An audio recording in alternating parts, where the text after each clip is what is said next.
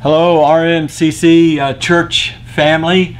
It is Saturday, June 6th, and I just want to spend a few minutes with you, updating you on some information, and hopefully maybe even share a few words of encouragement as we have this moment together.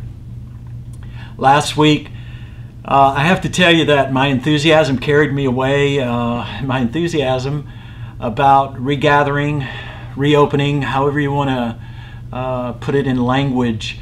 Man, I'm telling you, no one is looking forward to that more than myself.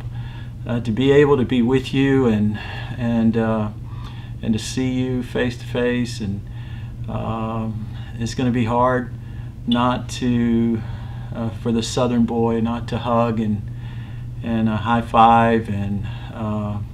I mean, fist bumps just won't work, or elbow bumps, but we'll figure it out.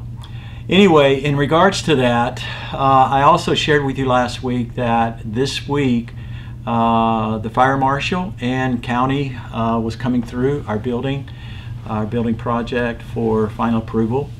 And there are a couple of things that particularly the fire marshal says needs to be done, needs to be added, corrected in our building. And so work has already started in that way with our contractor to get those things remedied. In addition to that, regarding again how our building will function when we do get into it, particularly with the audio-visual aspect and the experience of what you're going to hear and the experience of what you're going to see from the moment you get out of your car to the moment that you're in the sanctuary or in Kids Quest or student ministry fellowship area or cafe it's all intended again to draw our hearts, to draw our minds through our ear, through our eye to God. And it's going to be, you're going to love it. But, and there is a but to this, and it's simply this, that in the installation process got delayed. It was to have been completed weeks ago. It just got completed just this week. And the reason, and by the way, it wasn't any fault of our AV subcontractor.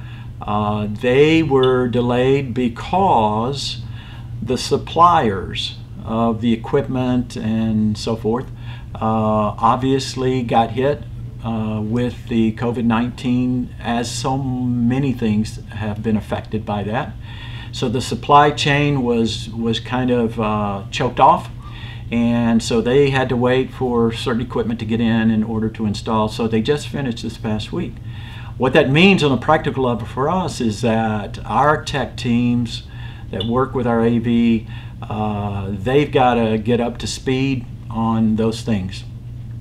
And so all of that to say, with all of the other considerations that we've got with fire to remedy some things in our building, we're looking at mid-July for, kind of our regathering, our reopening.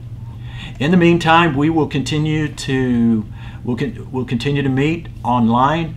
We'll continue to do our services online, our sermons online, just like we have been.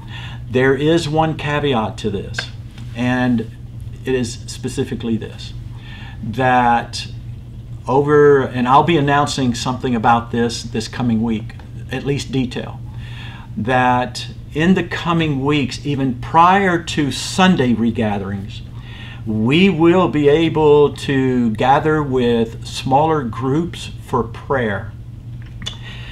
We can do that because we don't need the use of most of the building.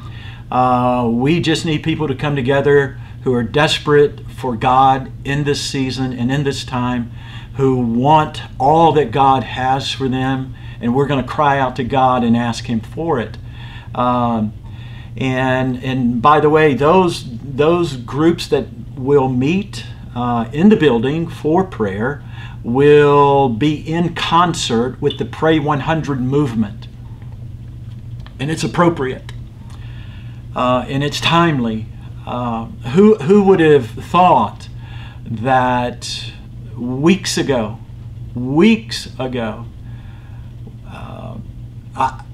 I could not have imagined that when God put that on my heart and I just shared it with you, and so many of you have taken up the challenge to be a part of Pray 100.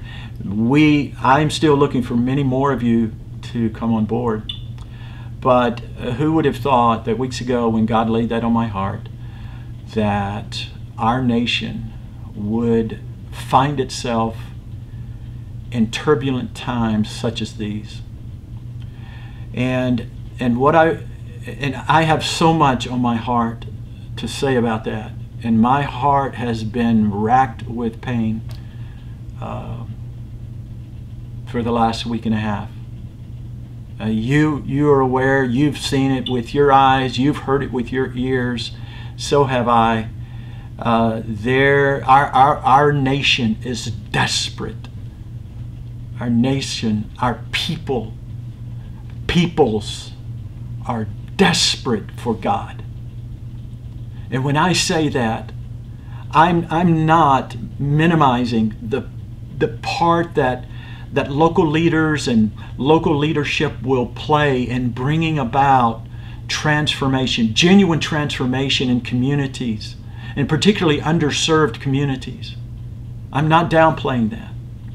But what I do want to say is that fundamentally, in my heart of hearts and in the core of my being, I believe that the answer is not in Washington, the answer is not in Sacramento. The answer is with God. And what these weeks have also shown us is that it shows us what men are capable of outside of God. And we need God to move upon our nation. We need, how we need God to give our leaders clear minds and stout hearts for righteousness. And so that's all a part of Pray 100 movement. And I want you to be a part of it. And if you've not signed up, go to our website, rmchurch.org.